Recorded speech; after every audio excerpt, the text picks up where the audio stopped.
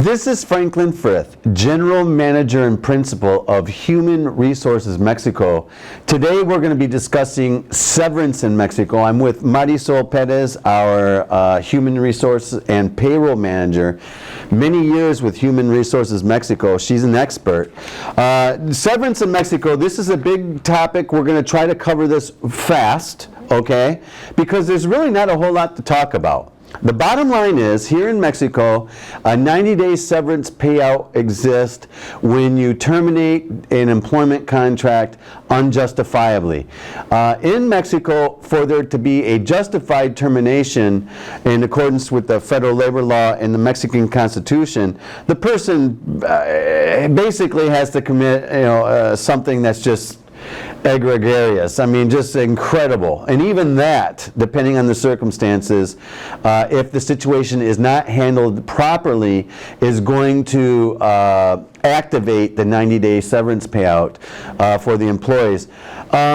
Take 20 seconds, and you weren't even prepared for this. Take 15-20 seconds in like 2 or 3 sentences and tell us the history of why there is severance in Mexico. And let's do it quick. Okay. It's very important to know how the labor law started in Mexico. How did it start? Yep. Yeah. A long years ago, employers were very abusive. Abusive, yeah, with the employees. So the government improved this law to protect their rights, and they treat them like slaves. Like slaves? Slaves. Yeah.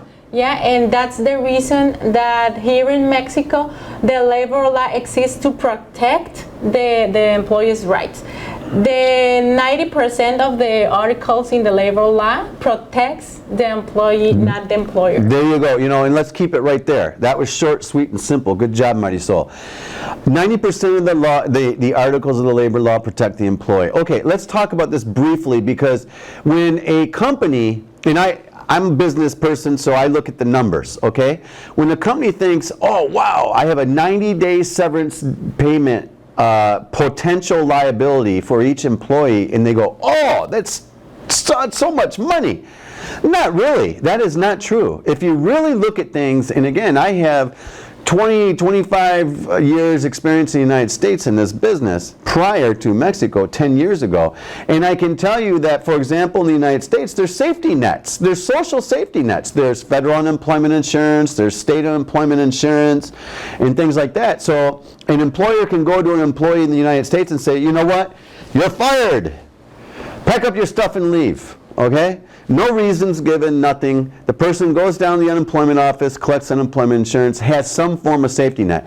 Here in Mexico, there is no safety net, okay? There is no social safety net. So the only thing that exists for an employee to make a transition from one job to another is that 90-day cushion of the severance pay. Now, I don't know about you, but I can tell you in my lifetime, there's been periods where I went longer than 90 days between jobs, and it hurt, okay? So 90-day severance pay isn't that much. It really isn't when you put things in perspective. And also, as an employer here in Mexico, your biggest liability in relating to an employee termination is the 90-day severance. Whereas in the United States, for example, you can have a wrongful discharge lawsuit. You can have a unsafe workplace lawsuit pop up, discrimination pop up after the fact. All right, you fired me because I'm purple.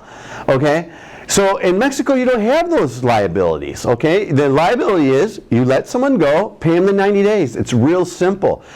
So with that said, keep in mind that the 90-day severance is part of the Constitution in Mexico because of potential abuses and lack of social safety net. It's very important to understand. Now, in a severance situation, Marisol, does the severance get paid at a later time? Can the employer pay the severance whenever they want, or do they have to pay it right away when you fire somebody? We highly recommend to pay that the same day that you terminate the employee, because they will need to sign a termination letter or an agreement, and it's better if you pay that day.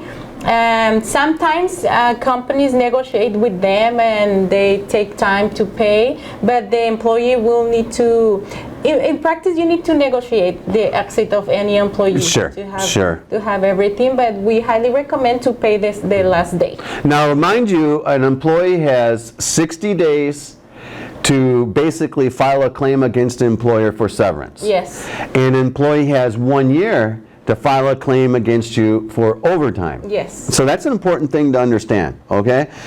So with that said, severance is mandatory, it's negotiable, because, you know, if you have an employee that knows that they were just totally out of line and they know it, and you go to them and say, look what you did. I mean, this is absurd. I really don't want to pay you the 90 days. Can we negotiate here? Otherwise, we're just going to have to play this out in a heated battle. You can negotiate severance with the employee, correct? Yes, that's all right. correct. I can tell you from 10 years experience in Mexico, maybe we negotiate severance one time. I mean, people know that they're entitled to severance, and if you're going to terminate them, be ready to pay the severance, yes or no? Yes. Always consult with a very good labor attorney in Mexico. Don't hang your hat on attorneys in another country that say they know the law, all right?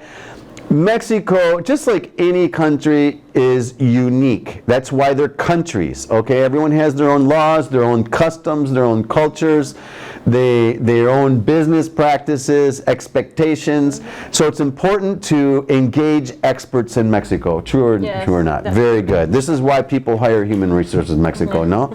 Okay, very good. Anything to add, Marisol? I just want to add that there are causes in the law that you can terminate an employee, but it is very hard in practice to prove that you are right as employer.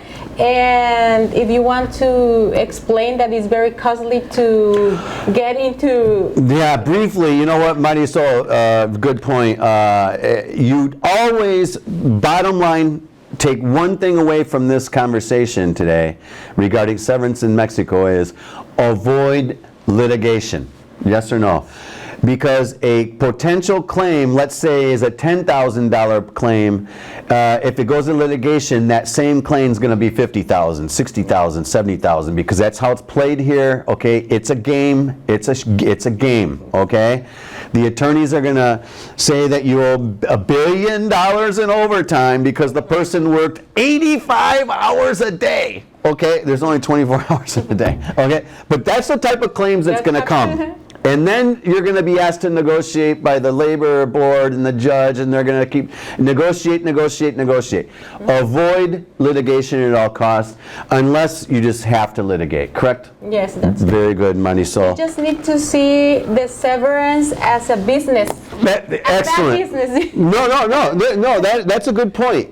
If you're going to do business in Mexico, I always tell our clients at Human Resources Mexico, 10 years, the most trusted PEO in Mexico, make severance part of your budget.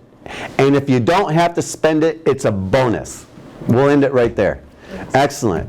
This is Franklin Frith, Human Resources Mexico, Marisol Perez, the most trusted PEO in Mexico. Thank you very much.